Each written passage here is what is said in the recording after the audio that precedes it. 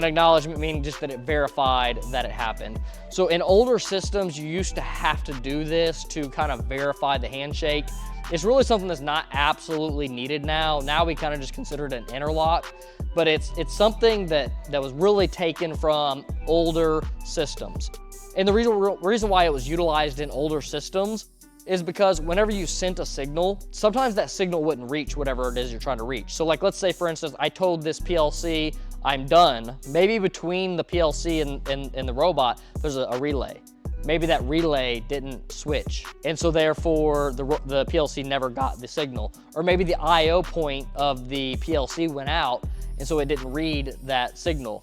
Or maybe the output of the robot went out, so it didn't send the signal, right? So back then, you used to do the acknowledgement handshake where you sent the signal, and then you'd wait to hear back from the PLC to say, I've heard the signal. We still utilize this, but again, the reason why it's not as important to use today is just because when it comes to the Ethernet communication, if you lose Ethernet communication, you generally lost your safety signal. At least in our systems you do, you lose your safety signal.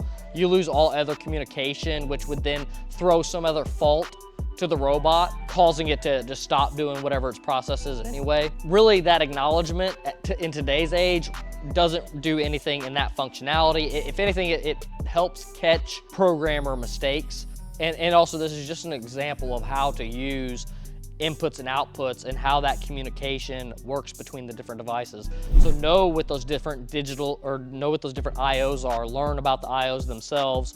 Another example is you have robot IO, which is the IO that's used on the robot and internally to the robot. So you have, for example, a FANUC robot has an EE connector. On that EE connector, there's the RO signals. Okay, so you're able to fire the robot outputs on that EE connector, which means anything that you put up here on the end of arm tooling, that's how you would actuate that.